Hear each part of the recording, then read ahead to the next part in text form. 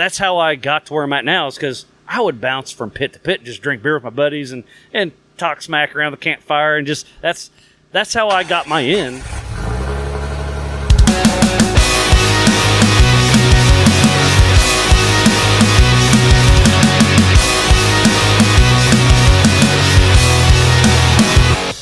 What's up, guys? Welcome back to another episode of the Dirt Drive Podcast. We are out here in Pottsville, Pennsylvania, joined by special guest, voice of Ultra4. I guess, yeah, you're the voice of Ultra4 USA. Yeah, and King of the Hammers, technically. King of the Hammers, I've been around for a while. Miles Hasslequist is here with us. It's pretty cool. He's been busting his ass. I'm surprised we got it in today.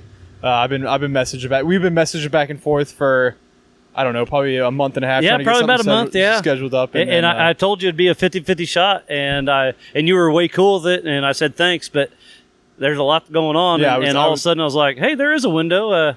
I got time. Yeah. I was sitting in my tent, literally in my underwear, working on my computer, editing the episode from this morning I did with Bernie from Roush Creek Off-Road Park. Oh, cool. I've never been there. I've always wanted to. Oh, it's my favorite. And we're not far, right? It's 30 minutes. 30 minutes. 30 minutes. It is my favorite park on the East Coast. So we raced AOAA in 18, and I think that's within an hour window here too, right? Yeah, AOA is also 30 minutes. Really? Okay. Yeah, I didn't realize all three of these parks are This is such a great location for parks. That's awesome. Yeah, this place is beautiful. Yeah, there was a group there today sponsored by BFG and Dana. At Roush? At Roush. Wow. And they're doing two days at Roush, and they did 2 days at AOA. Oh, cool. So they're just bouncing back and forth. And they probably would have came here if it wasn't for us. Yeah, probably. But I talked to one of the guys. He said he didn't realize that the race was going on this weekend. He said he's going to come up here. Oh, awesome. Tomorrow or whenever and come watch the race.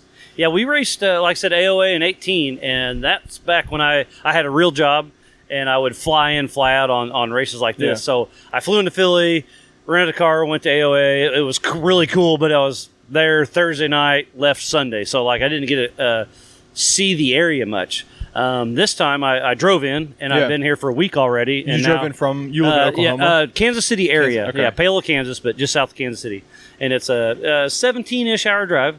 It's not horrible. It's not horrible, 2 days. But flying's handy to get places fast, but I like driving because, I can bring extra boots, extra clothes, extra tools, just stuff. Yeah, so, the reason I like driving is because you get to see the country too. I love a road trip. That's one of my things. So, do you stick to highways? Or do you do a lot of back road stuff? So on a race like this, highway, I want to get there. Okay. But now that I'm here, I got here early and I hit up Blyler because I knew he was close. Yeah. So he gave me a tour of the shop, the race shop. It was phenomenal.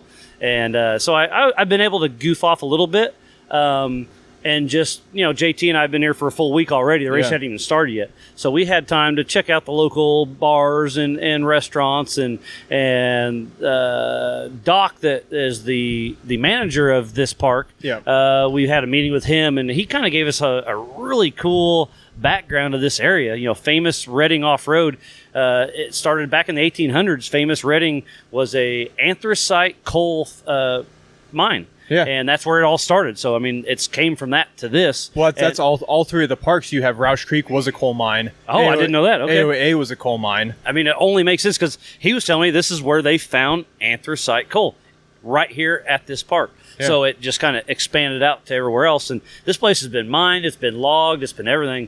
And it's badass. This place is like, this reeks Ultra4. Yeah. It's got go fast. It's got the rocks. It's got a little bit of water, a little bit of mud. It's got what else? What's it missing? Nothing. I don't know.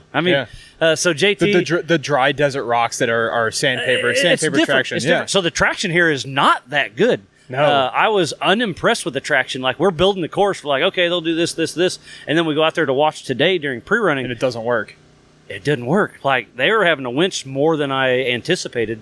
But JT, like, there's been a lot of little this and that are like, we want harder courses. So we were building the course like, it's gonna be hard. And guess what? It's gonna be hard. Yeah, I got back on that Joker line. I'm out here with the schoolie camp.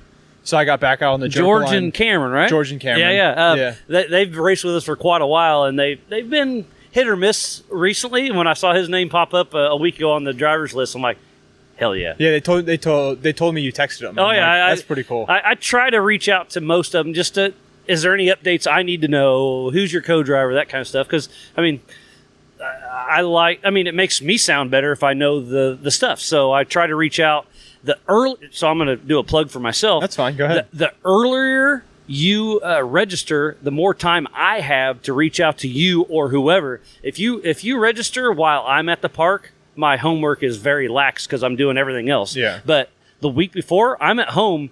That's my job. I do my homework. I try to pick and pry and text the drivers, and I spend a lot of time doing it.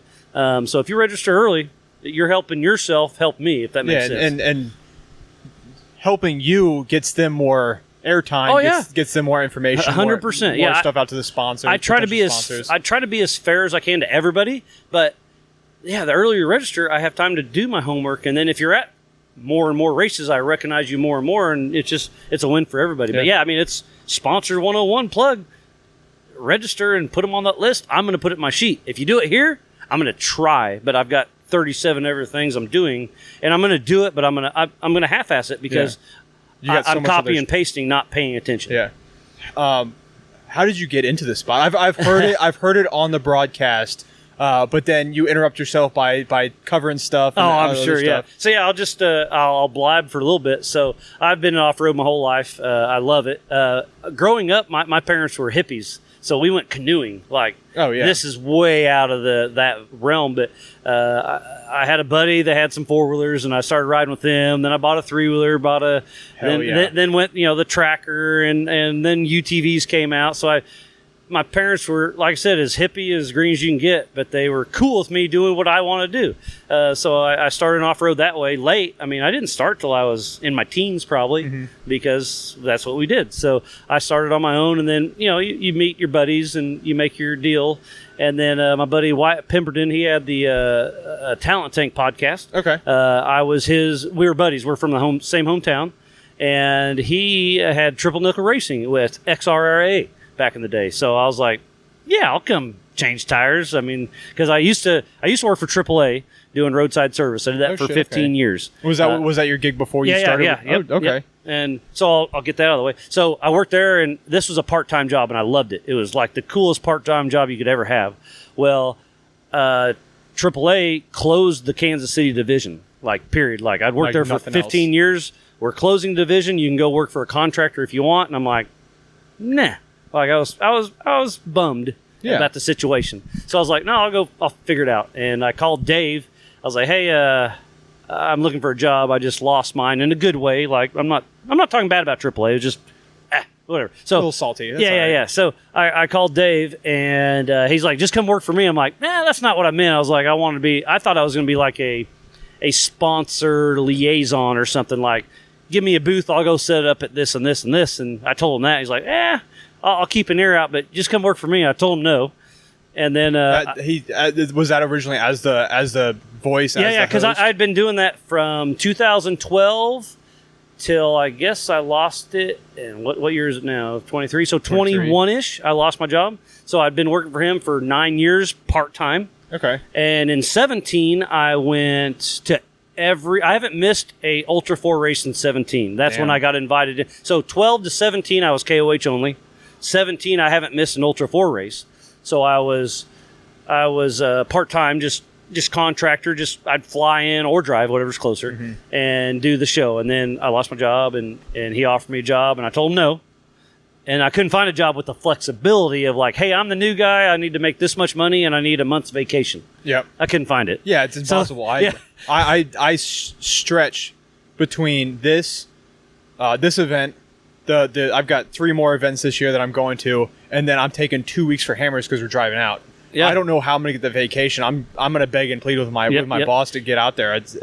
It's tough. Yeah. So again, being the new guy, you can't ask for I need X amount of money, which I made fair money. I needed, I got a wife and kids and family and all that, so I needed that, but I need a month's vacation. I couldn't find the flow because AAA was weird. I worked 3 on, 2 off. 4 on, 5 off. Okay. So every other weekend, I had a 5-day weekend. Oh, that's nice. So if it landed on that weekend, it cost me no vacation. I made it work. If it landed on a weekend, I'd either trade or take vacation, whatever. I made it work.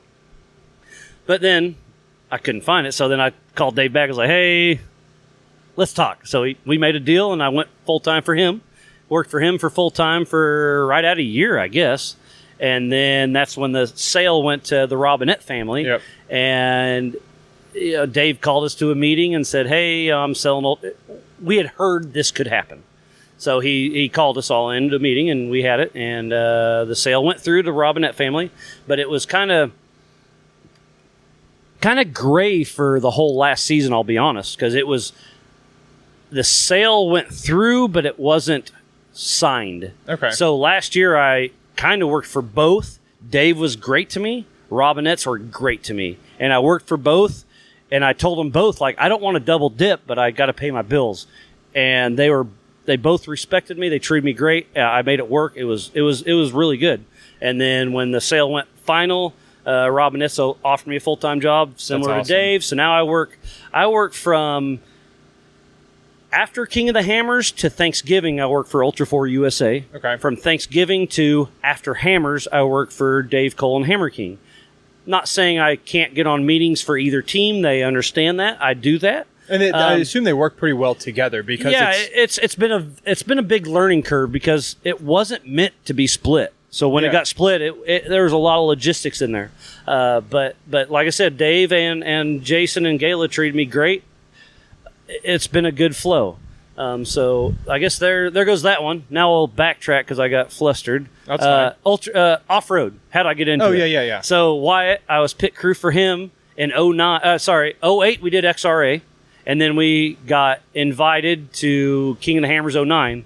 So 9, 10... that's the third year of it? Yeah, third year. Third year, yeah, because it started in 07's OG. 08, people heard of it. 09, it didn't blow up, but it was real. Thing, but yeah, people knew about it. Yeah, it was real.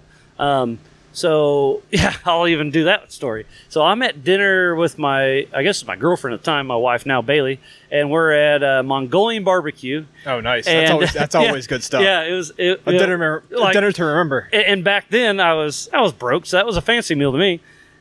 So we're there, and Wyatt calls, hey, we're going to King of the Hammers. I'm like, what's King of the Hammers? He's like, it's at California. I was like, dude, I've never been west of Colorado. Like, okay, let me make sure life's okay with that. And so we go to King of the Hammers in 09.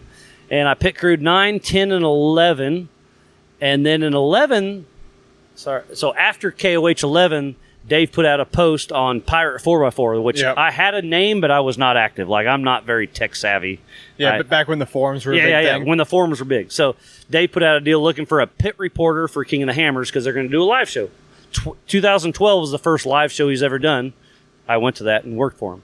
But they put out a deal, submit a video of whatever, and we'll pick a winner for a pit reporter. So Wyatt's like, hey, you got to do this. I'm like, I don't know. That's not my style. Like, so I did it. Well, I get it, yeah, because you have a pretty unique voice. Like, you have a radio voice, but you're not doing a radio voice. Yeah. It's. I'm in a cool situation that I'd never planned I'd ever be in. Yeah, it's awesome. It's wild. So I submit the video. My buddy Travis Allen, 42 Copperhead on YouTube. He was big back then, and so he did this little 3-minute video. It's pretty cheesy, pretty corny. You can look it up. It's funny. It's cool. It's dumb. Oh, I'll make sure I share. Yeah. I'll make sure I share on Instagram. I'll find it. It's funny. So I submit it, and there's only 3 people that made a video, so we all won. That's awesome. So Dave invited us all up. So 12, we all did it, and it was like, it was freaking cool. Like, I'm like, this is awesome. So next year, so in 13, probably around Thanksgiving, I called Dave. I'm like, hey man, I had a lot of fun last year. I would love to come back. He's like, done. Come on back. And that year, so we won. I won, but I didn't win. Yeah. It was by default. Unofficial win. I got $1,000. Well, by the time you buy fuel, food, and beer, it costs $1,000. That's a free vacation. I was like, hell yeah. So the same deal. I asked if I could come back. Dave said absolutely. So again, free vacation. I got $1,000. Everything's cool, right? And then, so 14 comes around, and they called me. I'm like, nice. So I did my little happy dance. And Dan Campbell, our producer back in the day from Australia, he was awesome. Miss him. There's so many Aussies in this sport. It's crazy, isn't it? Unbelievable.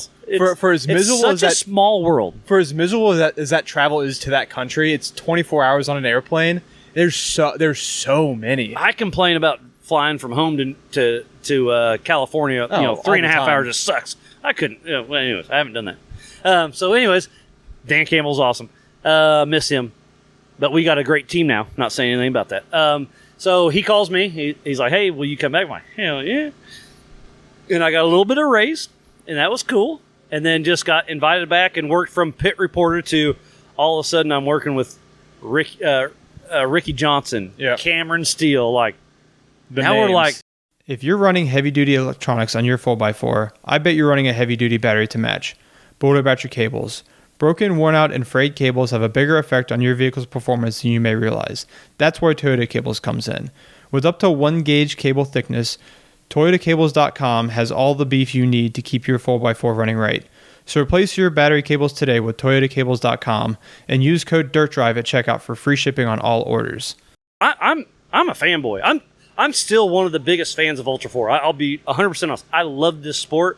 I don't take it for granted. Like it's amazing. It's awesome. And then I have been able to make friends with Ricky Johnson, Cameron Steele, like a bunch of real. And now, like, those are my heroes growing up. Like, that's real deal. And now I'm buddies with them. And it's crazy. As I was telling you earlier, it's so accessible. Yeah. For me, I have a cool in by a family ties to the Schoolie race team who's been around since 2017, but I just sent messages to the Miller Motorsports, to North Shore Racing, to you, to a bunch of other guys, and they all reached out and they're like, "Yeah, sure, come on out, come in our pits, drink our beer, record an episode with us." I'm like, isn't it awesome? It's unlike any other sport in the world. I mean, you go to drag racing and they're all like cut dry, like, get out of my pit. I don't want you to see what I'm doing. And here it's like, do you need a wrench? Do you need a welder? Yeah. Well, on this, I'm doing that. Like, I love Ultra4. Well, we were.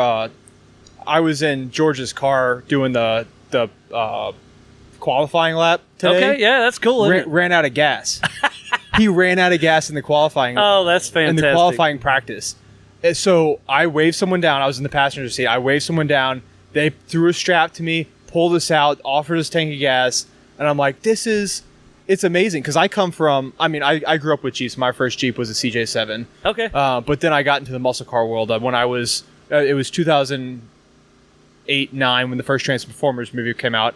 My dad says I fell in love with the car, not the girl. I could give a shit about Megan Fox. I loved that Camaro. Heck so yeah. we went out and we got me a Beat 71 Camaro for $700. Just a pile of junk. Just a pile of junk. I still got the car. I'm doing an Ellis swap in it. But that community, I said this earlier on the one I did this morning, that community is so unwelcoming. Which is wild. I don't get that. I don't get it either. It's easy to be nice. It's so easy to be nice, and you make friends and you meet cool people. The Jeep and off-road community is unbelievable. There's nice people around every corner. Everyone's willing to teach you, and if there's someone that's not willing to teach you, they don't last. 100%. They get thrown to the wind and they find the muscle car hobby. Yeah, and they fit in there. Yeah, that's the coolest thing is. And it's everyone you meet, too, has had the same experience. And Schoolie, so you're Schoolie. I believe that's Miller chassis number 1. Am I not mistaken? Yes, it's won Hammers at least once. He said, but that's the OG, like, Eric Miller's first hand-built car, correct? Yeah, he was telling me earlier it's probably, the car that he has here is probably the most winningest car in Ultra4 history. He said it's one. Lauren Healy will argue that, and I don't know that answer. Lauren Healy, come on the show and argue with me. Because the Red Dragon did some good work. Yeah, he said it's won every race.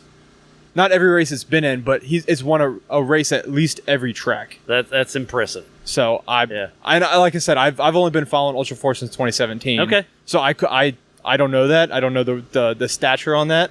But it's if it's true, it's a pretty cool stat. It's awesome. And to be able to ride in it and just like pit crew in it is This is my first Ultra 4 race, period. Really? Well, you've been missing out. You've been following it, but you haven't been in it. Okay. Yeah. Well, welcome. Thank you. Badass, yeah, isn't it? it's super cool, and like I said, I'm dumbfounded. Yeah. So, what'd you think about riding with Schoolie in that car? It was frightening. Right? It's awesomely terrible. How about that? It's awesomely terrifying. Yeah. Yeah, I think I would like to drive, but my driving would not come up to par for probably 2 years or more. Or more. Because I'm used to ripping around. I've got a Cherokee, long arm locked, or 6.5 inches of lift, 33s. I just beat the shit out of it in the woods, and I do some unofficial racing with my buddies, just getting back to camp faster. Just because you can, yeah. But I know those trails because I grew up on those trails. I've been riding those trails since 2017. But I'm confident because I know where the turns are. I know where the bumps are.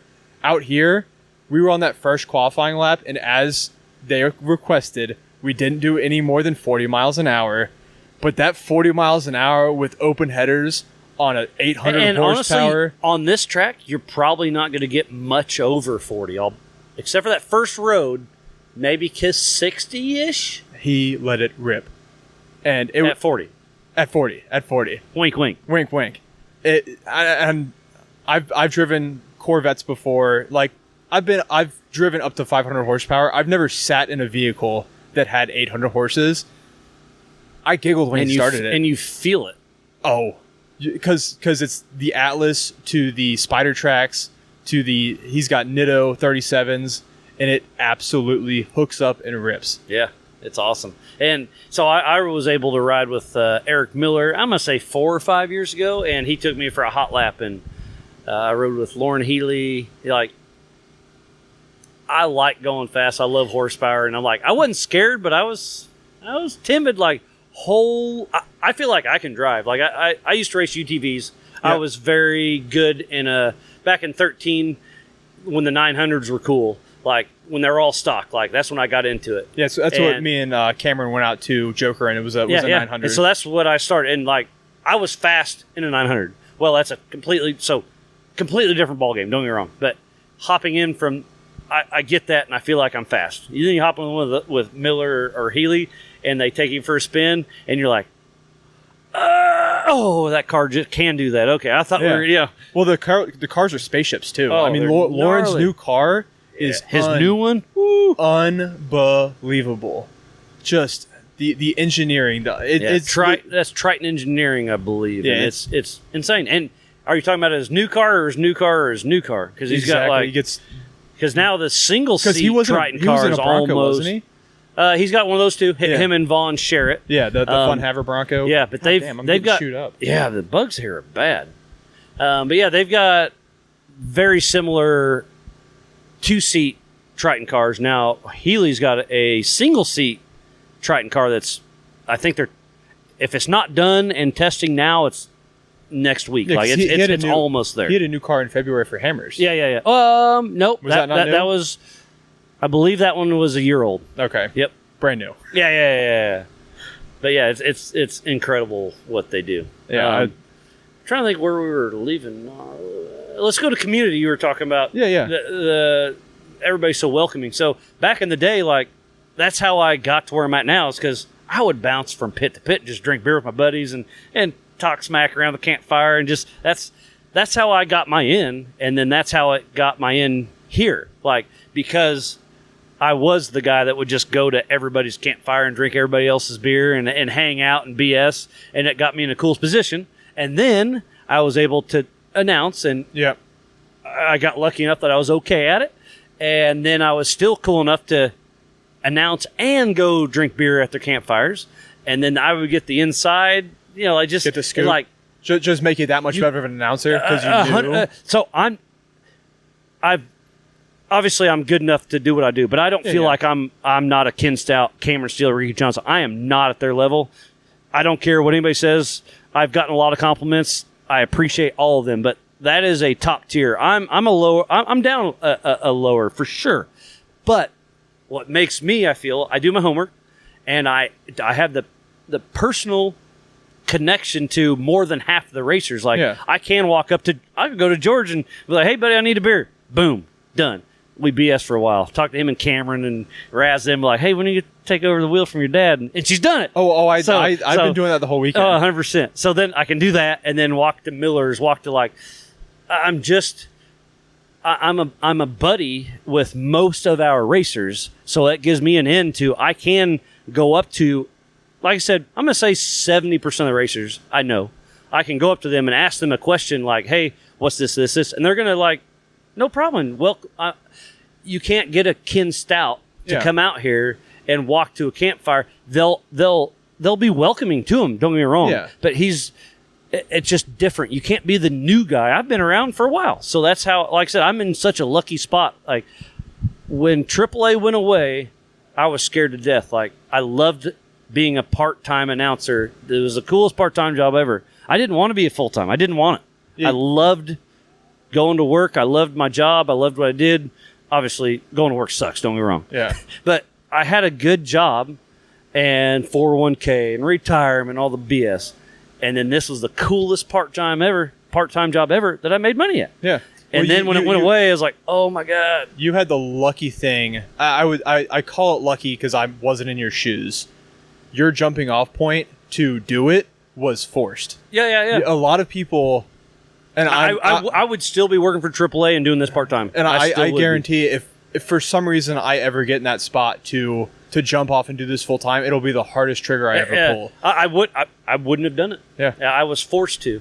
And talking about that, like working yourself up the ladder, like I accidentally won that deal to be a pit reporter. Okay, this is cool. Wow.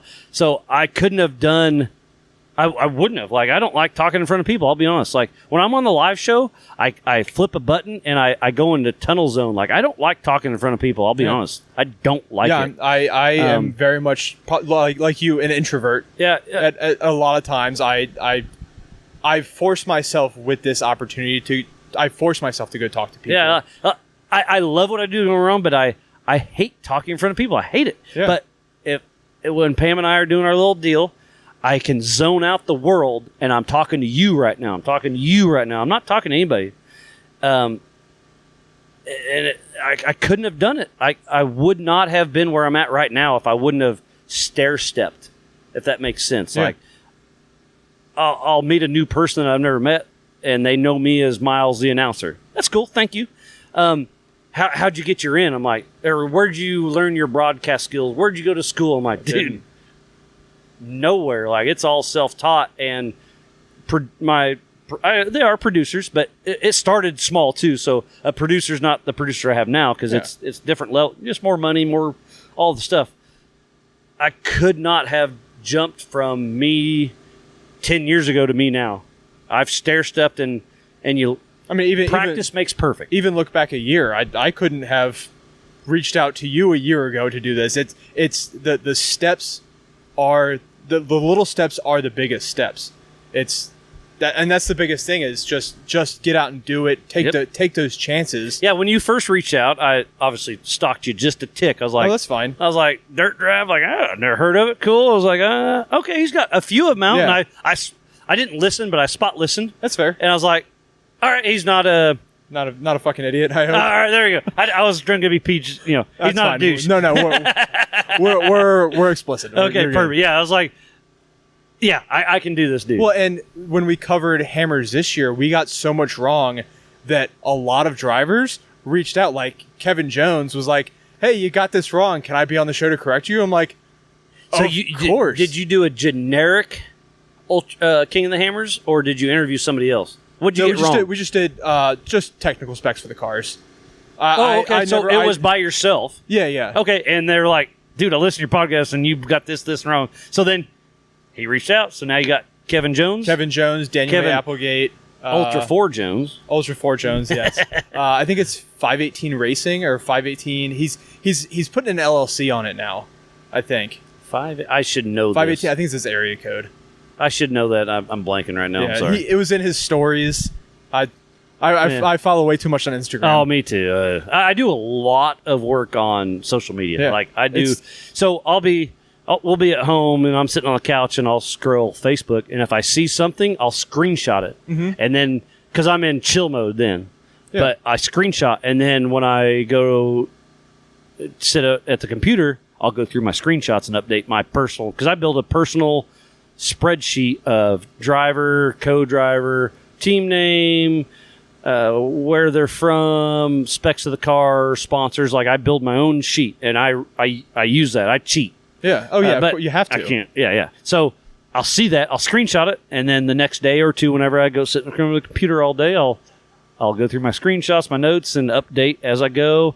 Every race, like I said, register early, because you give me your information. I update my sheet every race at home. Here, I half-ass it. You do a little social media creeping? Yeah. Oh, yeah. Yeah, so 100%. Social media, at least I hate social media, but I love social media. Yeah, I try and just use it for business. Just for business reasons. Oh, I'm bad about it. I go in spurts. Oh, yeah. Yeah. But yeah, the Instagram is made it so easy to reach out to people too, and for some reason it's a much more. Did you Instagram me? I did. Okay, I'm old. I'm more of a Facebook guy. Okay, but I use Instagram obviously, but I do Facebook more, and I get called the old guy because Facebook seems much more personal than Instagram. And you're right. So yeah. So that's why I use Instagram. It just makes life so much easier. Yep. But man, we've been all. I apologize. We've been all over the board. That's the best. I love just winging it and just.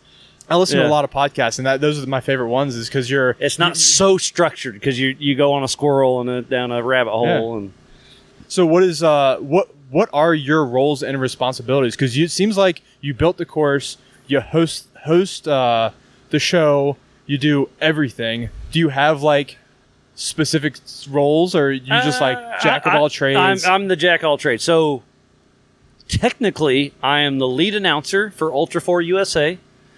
That's where it started. And then I told them, like, I want to come and help. Yeah. Because I learned, when I used to fly in on a Thursday and fly out on a Sunday, you don't see the track. You don't see what's going on. So once I had the time to come out early, I did it. And I was like, man, this is freaking awesome, because now I have talking points during the show that I wouldn't have if I flew in, because I didn't see this. I didn't see that, the putting up the internet. I didn't see the cutting down the trees. I didn't see making course. So I was like, I want to come and help the team. So I kind of volunteered myself, and then apparently I was good at that too. So then now my job is everything. Like I call myself JT's right hand. Like I don't want to be management. I don't want that, but I am absolutely there to help. Yep. So I'm JT's right hand. We work well together. And so I showed up. It's usually him and I first, and or the core team. Okay. But this race, like, we came out four days early, just because he's like, I've been there, but it's a new track. Like, I want to ride the course, and we're going to tweak it a lot. So he's like, can you come? So we came. I'll be here 2 weeks before I go home. So we came here for a full week before the race starts, and we've been building course. And so I run chainsaw, mark tape. I just help anywhere and everywhere. And we've got a big team, but it's not huge. Yeah. And we've got a great team. So we all work well together. And I get in where I fit in. Yesterday I did flags. The last few days I've been marking course with JT. I help. JT and I just talk a lot on this, that, this. So, just jackass of all trades. When it comes to your rig, there's nothing more important than safety. That's why since 2017, we've relied on RhinoUsa for all of our recovery gear. They design, engineer, and test all of their equipment right here in the good old US of A. Check out their entire lineup of 4x4 recovery products, vehicle and equipment tie-downs, shovels, spare tire bags, and more on their website, RhinoUsa.com. And don't forget to use the code DIRTDRIVE at checkout for 10% off your entire order. I used to attend a lot of off-road events. Now I just kind of go wheeling with my buddies and go hit the national forest. The good stuff. Yeah, the good stuff. And I would get involved, whether I was paying to be there or I was being paid to be there. I would try and get involved with everything, because I just like to know. I get it. I like to know how it works. I like to know the ins and outs, because showing up and just wheeling and meeting people is fun. Oh, I love it. But it's more about that building community everywhere you go. So that way, and the off-road community is so much like that. And you're just attached to the event then, and you're vested in it. Like my favorite event. period is crawling for cops. It's hosted at Roush Okay. Creek. It's every year. It benefits the concerns of police survivors. Yep. So Cool. all the money goes to them. It's put on by cops. The cops at Four Wheel, they're such good dudes.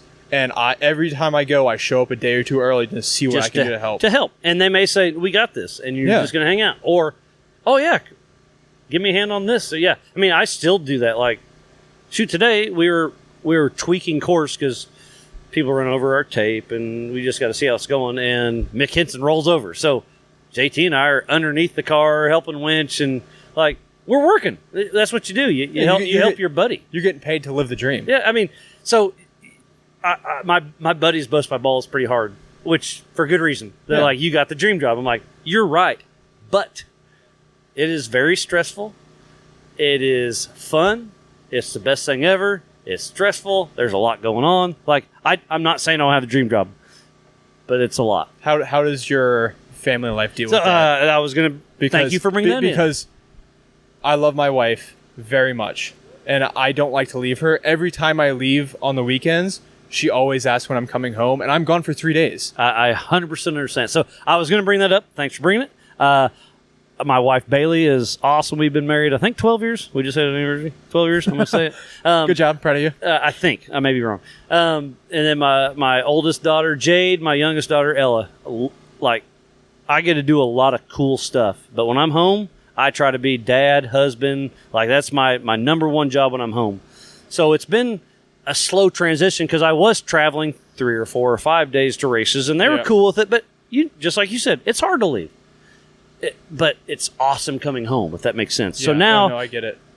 like I said, do I have the dream job? Hell yeah, I do. But it sucks to be gone for 2 weeks to this race. King of the Hammers is 6 weeks. That really sucks. Yeah. But Do they come I'm out with also you? having fun. So this year was my wife's first time ever coming to King of the Hammers. Kids have not came yet. We will. A couple more years. They're 8 and 10 right now. Yeah.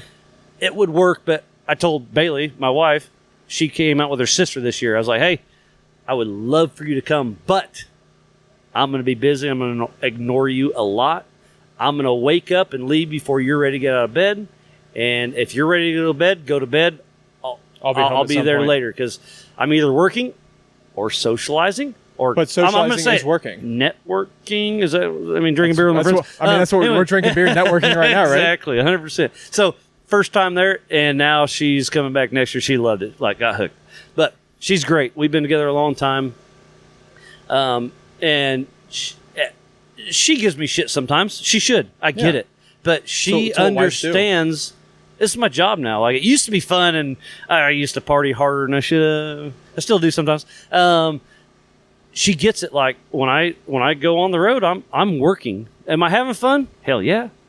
Am I working? Yes. I work hard. And yeah, we see it. But it just is what it is. Being here for 2 days, I've seen it. I mean, yeah. It's unbelievable. We're all over the place. Like you were saying, like we do it. Run chainsaw, move fence, set up jumbotron tents. Like, we got a core group, and they work their butt off, and they're great. Like Gus and Angel and Caleb Weaver, Bailey, Carly. Like, we've got such a good team. Yeah, that's awesome that you're in a spot with your family life where they support you 100%, and they can do that. And when I come home, those hugs are the best. Like, does it suck to be gone so long? Yes, but coming home makes it that much better. If that makes sense. You need to have bad times to have really good times. 100%. Yeah, and and it's not bad times because you're out doing what you love, having the best job in the world. 100%. But they're not there to do it with you. Yeah. And if they could be out in the field cutting trees with you, and they'd be bitching the whole time. But you'd be having fun because you're there. They're exactly. So Dave, my family. Well, so when Robinette's bought Ultra4, I went to work for them, and now they have Mid America Outdoors in Jay, Oklahoma. Yep. I'm sure you've heard of it. It's on the trailer. Oh, yeah, that place. Have you seen the park? Have you watched anything? At Visions.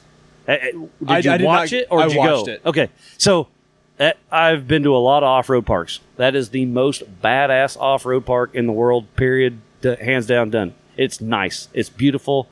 All the amenities, pool, lazy river, bars, restaurant, wash stations, laundry, cabins, camping. Am I missing anything? They had Nitrocross. Nitrocross. Travis Pastrana. I've got to hang out with Travis Pastrana a little bit. Like it's That's wild. So anyways, I met him once. He's cool. I have a pair of signed sunglasses I will not wear. Remind me of my family. Pastrana. Where's I going with that? So you reached out to me getting on the podcast, right? And you're like, I just loved how approachable you are. I was like, man, I'm still an average Joe. And you're like, oh, that's cool. Thank you. But I was like, man, I've met, I'm going to say Ricky Johnson, Cameron Steele, Pastrana's on that list too. So approachable. I'm not like, we're not going to go to dinner together, but we're buddies. But I'm still fanboy again. Don't forget that. And I can approach them and they're so cool. So I want it. I still feel like I'm the average Joe. I've got a cool spot. Don't get me wrong. I don't, whatever. So when you reach out, I'm going to be as cool as I can, as long as I can. You know, as long as I have the time, I'm going to do it. Pastrana, a month ago, 2 months ago, doesn't matter. We're still not buddies, but he knows who I am. I know he's obviously. And did he DM you? No. The story's even better. Oh, God damn it. So where are we at? We're at Visions this year, and he's at the bar, the bar and grill, and my oldest daughter and her buddies go get an autograph from him. He was cool. Well, my youngest daughter was in the arcade and missed it. So she comes out. Now it's sisters or being sisters. She's like, look at this. I got an autograph from Pastrana. And my youngest, she's Ella. She's like, just kind of mopey. I'm like, hey, he's right over there. Like, come with me. And he's eating dinner, so I hate being that guy. Yeah. I hate being that guy. But I know Travis, and he wants to make kids' days, right?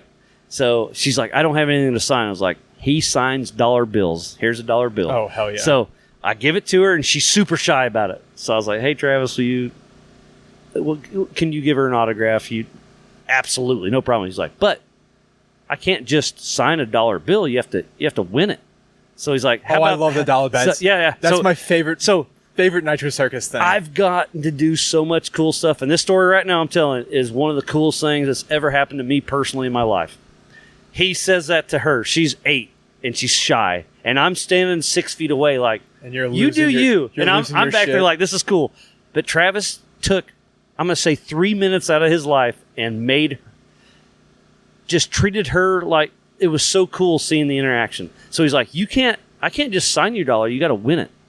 He's like, so do you know how to play rock, paper, scissors? She's like, she doesn't say anything. She shakes her head. He's like, okay. So he gets his wallet out, grabs $1 out of his wallet, side by side. He's like, if you win, I sign this dollar and it's yours. If I win, you sign my dollar and give it to me. Well, amazing. Dumb luck, she wins. So he signs it. Winners win. Travis Pastrana, $199. I laminated that, and it's in my dad's guitar case. I love that. And it's like I said, I get to do a lot of cool stuff with my situation, and that is probably number one right there. Yeah. And that happened a month and a half ago. That's awesome. It's just that's unbelievable. I got goosebumps again because it was cool. Because like I said, I'm a fanboy.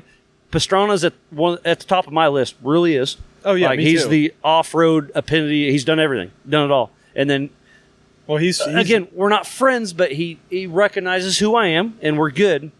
But he took the time out and did that with her while he's eating dinner, and I felt bad about it. But it was awesome. Yeah, he probably loved it too. Cause if he would have won the dollar, he probably would have done something cool. Oh yeah, he would have doubled down until he lost. I'm sure of it. But it was awesome. Cool. Well, I'm gonna let you go. Because you've been busting your ass. Yeah. I want to keep talking to you, but I know you're a busy guy. I know you got to be here early in the morning.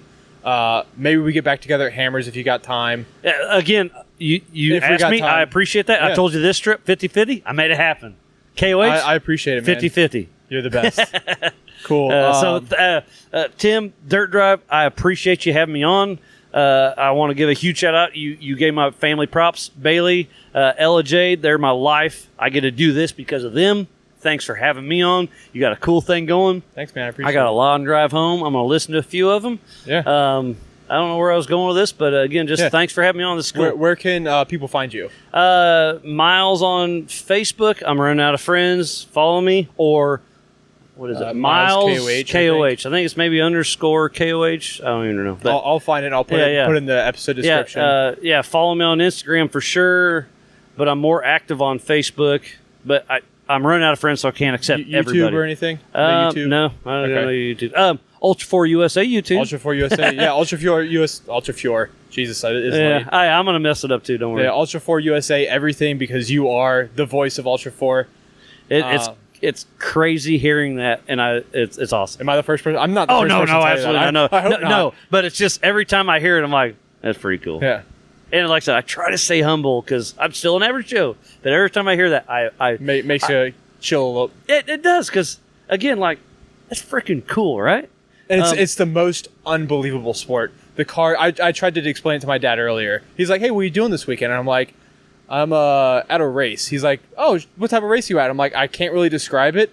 Look up King of the Hammers, and we're in Pennsylvania. Yeah, 100. So if people ask me, what do you do for a living? I work for Ultra4 Racing, because I don't want to say I'm an announcer, because I don't know why I don't like that. Yeah. I work for Ultra4. And they're like, what's that? I'm like, this is what I do for a living. I talk to this thing, and I'm like, every time I'm like, it's the coolest off-road stuff ever, because it's custom built, unlimited horsepower, unlimited suspension. What can't it do? Nothing. Yeah, I love it. On that note, I'm going to sign off so you can get out of here. I appreciate you. I appreciate you making time. And I can't say enough. To all of our listeners, you know where to find us. Go find Miles. Like I said, we can't say enough. Dirt Nerds Off-Road, Dirt Nerds Motors, the Dirt Drive Podcast, everywhere social. Follow us on YouTube. All the things. I'm flustered right now. I'm so excited. Y'all have a great... I don't know when you're listening, but thanks for listening, and we'll see you guys next time. Heck yeah. Cheers, buddy. Cheers.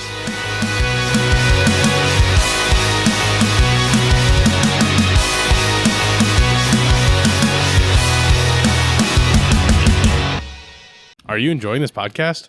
Do you want more ridiculousness from the Dirt Nerds? Check out DirtNerdsOffroad.com.